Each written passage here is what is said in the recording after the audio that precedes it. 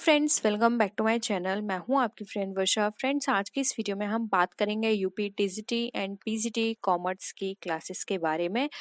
Video start करने से पहले प्लीज़ मेरे चैनल को सब्सक्राइब कर लीजिए, और अगर आपने चैनल को सब्सक्राइब कर लिया तो इस वीडियो को लाइक कीजिए और अपने फ्रेंड्स के साथ शेयर कीजिए। चलिए फ्रेंड्स, आज की इस वीडियो को स्टार्ट करते हैं। फर्स्ट क्वेश्चन है, कंपनी अधिनियम कब लागू हुआ? यानी कि कंपनीज एक्ट जो है वो इनफोर्स में कब आया? 1932 में, 1956 में, 1972 में या 1916 में?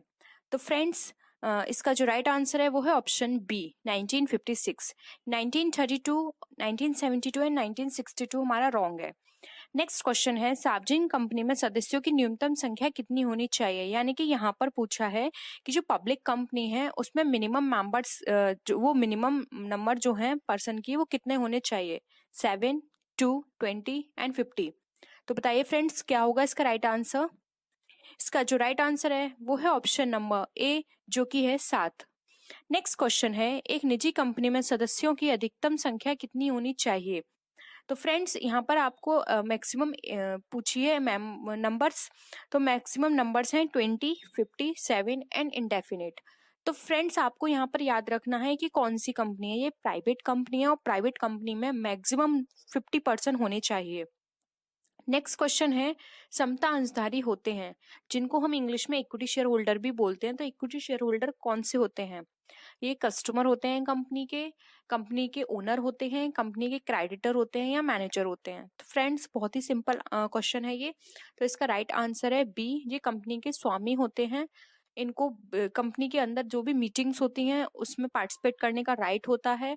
लेकिन अगर डिविडेंड डिस्ट्रीब्यूट किया जाता है तो इन शेयर होल्डर्स को डिविडेंड डिस्ट्रीब्यूट नहीं किया जाता। सबसे पहले प्रेफरेंस दी जाती है प्रेफरेंस शेयर होल्डर्स को। उसके बाद अगर कोई डिस्ट्रीब्यूशन डिविडेंड बचता है या कोई प्रॉफिट बचता है तब इनको डिविडेंड दिया जाता है। नेक्स्ट क्वेश्चन है, अंश आवंटन खाता है यानी शेयर अलॉटमेंट अकाउंट किस तरह का खाता है?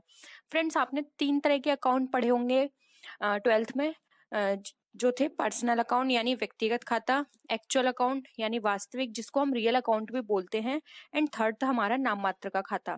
तो उसके बेसिस पे आपको ये आंसर करना है। आपको पता होगा पर्सनल अकाउंट कौन से होते हैं। फ्रेंड्स, पर्सनल अकाउंट वो वाले अकाउंट होते हैं जिसमें किसी पर्सन का या फिर किसी पर्सन को जो रिप्रेजेंट कर रहा है उसका अकाउंट आता है। जैसे कि सुधीर का खाता, सुशील का खाता, ये हो गए पर्सन के। और कुछ आर्टिफिशियल होते हैं जो कि पर्सन या फिर पर्सन के ग्रुप को क्रिएट करते हैं, जैसे कि कोई कंपनी हो गई, ठीक है, या फिर किसी भी तरह का कोई क्लब का अकाउंट है, किसी गवर्नमेंट ऑफिस का कोई अकाउंट है, तो वो हमारे पर्सनल अकाउंट कहलाते हैं।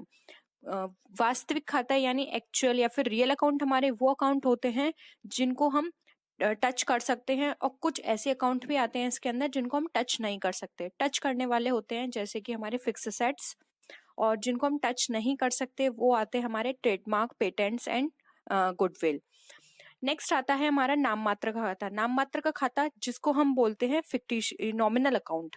नॉमिनल अकाउंट हमारे वो अकाउंट होते हैं जो होते नहीं है लेकिन हम उनको क्रिएट कर देते हैं, जिनको हम फिक्टिशियस बोल सकते हैं। तो ये वास्तव में होते नहीं है लेकिन सौदों के स्वभाव को बताते हैं, जैसे कि वेजेस। अब वेजेस को हम कोई वेजेस हम जिसको टच नहीं कर सकते या फिर इस वेजेस को हम देख भी नहीं पाएंगे, ठीक है, लेकिन हमने क्या किया, यहाँ पे क्रिएट कर दिया है वेजेस अकाउंट। मजदूरी खाता, बीमा खाता, तो ये सारे अकाउंट जो हैं हमारे, ये हमारे नॉमिनल अकाउंट है। तो बताइए फ्रेंड्स, इसके बेसिस पे अंश आवंटन खाता आपको क्या लगता है? तो इसका राइट आंसर है ए, जो कि है व्यक्तिगत खाता। नेक्स्ट क्वेश्चन पे हम मूव करते हैं। जब अंशों का हरण किया जाता है तो अंश पूंजी खाता नाम किया जाता है। यानी जब शेयर्स फॉरफिट किए जाते हैं तो शेयर कैपिटल अकाउंट क्या होता है? यो भी याचना की बकाया रकम से क्रेडिट या डेबिट किया जाता है, याचित रकम से यानी कॉल्ड अप कैपिटल से उसमें एंट्री होगी, पेड अप कैपिटल से उसमें एंट्री होगी, या अंशों के मूल्य से यानी जो शेयर का जो टोटल प्राइस है उससे होगी वो एंट्री। तो बताइए फ्रेंड्स, क्या होगा इसका राइट आंसर? इसका जो राइट आंसर है वो है ऑप्शन बी। जब हम अंशों को हरण करते हैं तो अंश पूंजी खाता हमारा जितनी भी कॉल्ड अप कैपिटल है यानी जो हमने मांग ली है उससे हमारा ये खाता किया जाता है डेबिट। नेक्स्ट है, हरण किए गए अंशों के पुनर्निर्गमन पर पूंजी दी गई छूट को क्रेडिट किया जाता है। तो बताइए किस खाते से उसको क्रेडिट किया जाता है? शेयर डिस्काउंट अकाउंट से, शेयर फॉरफीचर्ड अकाउंट से, प्रॉफिट एंड लॉस अकाउंट से, या नन ऑफ द अबव। तो फ्रेंड्स का राइट आंसर है बी। जब भी हम शेयर को पुनर्निर्गमन करते हैं तो जब हम जो भी छूट देते हैं तो उससे हमारा शेयर फॉरफीचर्ड अकाउंट जो है वो क्रेडिट करते हैं हम वहां। नेक्स्ट है, ऋण पत्रों को सहायक प्रतिभूति के रूप में निर्गमन पर डेबिट किया जाएगा। यानी कोई भी ऐसे डिवेंचर्स हैं जिसको सब्सिडी सिक्योरिटी के रूप में इश्यू किया गया है तो उसको डेबिट किससे किया जाएगा? डिवेंचर अकाउंट से, बैंक अकाउंट से, डिवेंचर सस्पेंस अकाउंट से, या नन ऑफ द अबव। तो बताइए फ्रेंड्स, इसका जो राइट आंसर है वो है ऑप्शन सी, जो कि है डिवेंचर सस्पेंस अकाउंट। उसको डिवेंचर सस्पेंड अकाउंट से वहां पे डेबिट किया जाएगा क्योंकि वो सब्सिडी सहायक प्रतिभूति है उसकी। हमें अभी नहीं पता कि आगे जाके हम इसे किस में कन्वर्ट करेंगे, तो एक तरह से ये हमारे लिए सस्पेंस की तरह है, तो इसको हम डिवेंचर सस्पेंस अकाउंट से डेबिट करते हैं। नेक्स्ट है, ऋण पत्रों का शोधन किया जाता है। यहाँ पर फ्रेंड्स आपको प्राइस का वो बताना है कि प्राइस का जो मेथड है वो किस तरह से होगा। रिडीम एट पार पर, एट प्रीमियम पर, बाय कन्वर्टिंग इन शेयर, या फिर ऑल ऑफ दी अबव। तो किस पे उसको रिडीम किया जाता है, यानी जब हम उसको पे ऑफ करते हैं तो किस पे किया जाएगा? तो फ्रेंड्स का राइट आंसर है डी, इनमें से किसी पर भी हम पे ऑफ कर सकते हैं। जब हम डिवेंचर को रिडीम करते हैं तो एट पार पे कर सकते हैं, एट प्रीमियम पे कर सकते हैं, या फिर अगर हम चाहें तो उसको शेयर में कन्वर्ट कर सकते हैं। ये डिपेंड करता है शेयर होल्डर्स पर कि वो किस में करवाना चाहता है। ये आपस म्यूचुअल अंडरस्टैंडिंग पे होता है। कंपनी और शेयर होल्डर्स में कंपनी एंड डिवेंचर होल्डर्स में इतनी अंडरस्टैंडिंग है, कंपनी ने बोला कि आप इसको शेयर को कन्वर्ट करा लो, तो वहां भी हो सकता है। नेक्स्ट है, ऋण पत्रों का शोधन होता है, यानी डिवेंचर रिडीम्ड एट। फ्रेंड्स, यहाँ इस क्वेश्चन का मतलब है कि यहाँ पे आपको मेथड बताना है कि किस किस तरह से रिडीम हो सकता है। ए कैश में, B by issuing new debentures, C by issuing equity shares, या फिर ऑल ऑफ द अबव। तो बताइए फ्रेंड्स, क्या होगा इसका राइट आंसर? इसका जो राइट आंसर है वो है ऑप्शन डी, जो कि है इनमें से सभी। अगर किसी भी डिवेंचर को रिडीम करवाना है तो कैश में भी हो सकता है, या फिर आप न्यू डिवेंचर इश्यू कर सकते हैं उसके बिहाफ पर, या फिर आप उसके बिहाफ पर इक्विटी शेयर्स को भी इश्यू कर सकते हैं। सेम वही प्रोसेस हो गया ये कि आप कन्वर्ट करा सकते हैं इक्विटी शेयर में। तो फ्रेंड्स, राइट आंसर है डी। नेक्स्ट क्वेश्चन है, ऋण पत्रों के अधिमूल्य की राशि का उपयोग किया जाता है, यानी ऋण पत्रों पर कोई प्रीमियम की वैल्यू आती है तो उसका किस पर्पज से यूज किया जाएगा? First, to eliminate the capital loss. Second, in order to eliminate past losses. Third, to eliminate future losses. या D, none of the is. तो बताइए फ्रेंड्स, क्या होगा इसका राइट आंसर? इसका जो राइट आंसर है वो है option A, to eliminate the capital loss, यानी कि पूंजीगत हानियों को समाप्त करने में ही हम ऋण पत्रों के अधिमूल्य की राशि का उपयोग करेंगे। क्योंकि ये जो हमारे पास अधिमूल्य की राशि होती है ये हमेशा उन चीजों में यूज की जाती है जो कि हमें लॉन्ग टाइम तक बेनिफिट करेंगे, या फिर लॉन्ग टाइम जिसकी हानियों का असर हमारे बिजनेस पे बहुत ज्यादा पड़ेगा। पूंजीगत हानियों का जो असर होता है हमारे बिजनेस पे बहुत बड़ा इफेक्ट पड़ता है, तो हम उसको राइट ऑफ करने के लिए, उसको एलिमिनेट करने के लिए इस राशि का यूज करेंगे। नेक्स्ट क्वेश्चन आता है, कौन सा संचय आर्थिक चिट्ठी में नहीं दिखाया जाता है? A capital reserve, B secret reserve, C है बी सीक्रेट रिजर्व, सी है हमारा रेवेन्यू रिजर्व, एंड डी है हमारा शेयर प्रीमियम। बताइए फ्रेंड्स, कौन सा रिजर्व है जो कि हमारी चिट्ठी में नहीं दिखाया जाता है? तो फ्रेंड्स, नाम से ही इंडिकेट हो रहा है गुप्त संचय यानी सीक्रेट रिजर्व। सीक्रेट रिजर्व जो होता है ये एक हिडन होता है, इसको शो नहीं किया जाता है कंपनी में, लेकिन ये क्रिएट किया जाता है, तो इसको हम चिट्ठी में नहीं दिखाते हैं। नेक्स्ट क्वेश्चन है, सामान्य संचय, पूंजी संचय आदि को चिट्ठी के दायित्व पक्ष में किस शीर्षक में दिखाया जाता है? तो यहाँ पर आपको बताना है कि किस हेड में उसे दिखाया जाएगा। ऑप्शंस हैं share capital, reserves and provisions, current liabilities, and secured loan. तो बताइए friends, journal reserve and capital reserve जो है वो हम कहाँ पे शो करते हैं?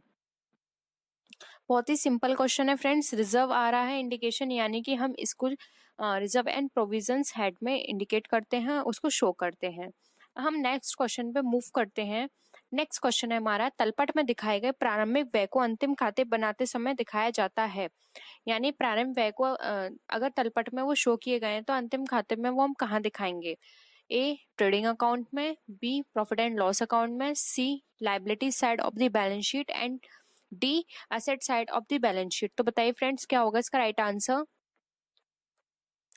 इसका राइट आंसर है डी, चिट्ठे के दायित्व संपत्ति पक्ष में। फ्रेंड्स, जो प्रिलिमिनरी एक्सपेंसेस होते हैं ये हमें लॉन्ग टाइम तक हमें क्या करेंगे, बेनिफिट देंगे। ये हम एक असेट्स की तरह यूज करते हैं, तो इसको हम बैलेंस शीट में दिखाते हैं असेट साइड में। नेक्स्ट है अवास्तविक संपत्तियों में सम्मिलित किया जाता है। फ्रेंड्स, जो 14 जो क्वेश्चन था उसका मेन रीजन असेट साइड में दिखाने का यह भी है कि जो प्रिलिमिनरी एक्सपेंसेस होते हैं हम एक बार में उसको P&L में नहीं डाल सकते, क्योंकि वो एक बहुत लार्ज अमाउंट में होते हैं। अगर हमने एक बार में P&L में डाल दिया तो वहां पर जो हमारा बैलेंस शीट का जो प्रॉफिट आ रहा होगा या फिर जो हमारे पूरी फाइनेंशियल ईयर की जो पोजीशन है वो बहुत गड़बड़ा जाएगी। तो हम एक बार में उसको नहीं डाल सकते, हम धीरे धीरे उसको राइट ऑफ करते हैं। तो इसको हम एक तरह से एसेट साइड में सिक्योर करके रखते हैं और धीरे धीरे हर साल हम थोड़ा थोड़ा अमाउंट उसमें से निकाल के P&L में ट्रांसफर करते रहते हैं, इसलिए इसको हम एसेट साइड में शो करते हैं। नेक्स्ट क्वेश्चन है अवास्तविक संपत्ति में सम्मिलित किया जाता है, यानी नॉमिनल असेट्स इंक्लूड की जाती हैं। ए, प्रिलिमिनरी एक्सपेंसेस में, अंडरराइटिंग कमीशन में, सी, डेवलपमेंट एक्सपेंसेस में, या डी, उपरोक्त सभी। तो बताइए फ्रेंड्स क्या होगा इसका राइट आंसर। ये आज का हमारा लास्ट क्वेश्चन है। तो फ्रेंड्स का राइट आंसर है डी, उपरोक्त सभी। फ्रेंड्स, ये सारे हाइड आप जानते होंगे। प्रिलिमिनरी एक्सपेंसेस अभी मैंने आपको बताया कि ये एक लार्ज अमाउंट में होते हैं, जैसे कि प्रोस्पेक्टस इश्यू करवाना, किसी बड़े एडवर्टाइजमेंट को करवाना, या फिर जब हम बिजनेस स्टैब्लिश करते हैं तो बिजनेस स्टैब्लिश करते टाइम जब हम बहुत लार्ज एक्सपेंस करते हैं, जैसे कि हमने बिल्डिंग ली है, स्टैब्लिश करवाई है उसे, या फिर हमने किसी भी तरह का कोई बहुत बड़ा एडवर्टाइजमेंट करवाया है अपनी कंपनी का, तो ये प्रिलिमिनरी एक्सपेंसेस सारे वहां पे इंक्लूड किए जाते हैं। अंडरराइटिंग कमीशन वो कमीशन होते हैं जो अंडरराइटर्स को दिए जाते हैं। अंडरराइटर्स वो पर्सन होते हैं, ये एक इंडिविजुअल, एक कंपनी, एक बैंक, कोई भी हो सकता है, एक ग्रुप ऑफ पर्सन भी हो सकता है। अंडरराइटर ये एक तरह से ये प्रॉमिस करता है कंपनी को, या फिर ये इस तरह की रेस्पॉन्सिबिलिटी लेता है कि अगर वो कंपनी अपने इश्यू करती है शेयर को और वो 90% अगर पब्लिक उनको नहीं परचेस करती है, तो जितने भी जो रिमेनिंग शेयर्स होंगे वो अंडरराइटर्स उसको परचेस कर लेंगे। तो एक रेस्पॉन्सिबिलिटी लेता है अपने ऊपर कि अगर आपके पूरे मार्केट में वो सेल नहीं हुए तो उनको हम परचेस कर लेंगे। तो इस बिहाफ पर जब उनको इस तरह का एक कमीशन दिया जाता है कंपनी की तरफ से अंडरराइटर्स को, उसको बोलते हैं हम अंडरराइटिंग कमीशन। नेक्स्ट है डेवलपमेंट एक्सपेंस। अगर हमने अपने बिजनेस में किसी भी तरह का कोई डेवलपमेंट करवाया है, किसी प्रोडक्शन से रिलेटेड, या फिर वो XYZ कुछ भी हो सकता है, अगर वो डेवलपमेंट से रिलेटेड है तो वो एक्सपेंसेस हमारे डेवलपमेंट एक्सपेंसेस कहलाते हैं। तो ये सारे नॉमिनल असेट्स में इंक्लूड होते हैं। ठीक है फ्रेंड्स, ये थी आज की वीडियो। आई होप आपको आज के क्वेश्चंस पसंद आए होंगे। अगर वीडियो पसंद आए तो वीडियो को लाइक कीजिए, अपने फ्रेंड्स के साथ शेयर कीजिए, और किसी भी तरह की कोई भी क्वेरी हो या आप सजेशन देना चाहते हैं तो आप नीचे कमेंट सेक्शन में लिख सकते हैं। तो फ्रेंड्स, नेक्स्ट वीडियो में हम फिर मिलते हैं और भी अच्छी वीडियोस के साथ। तब तक के लिए बाय बाय।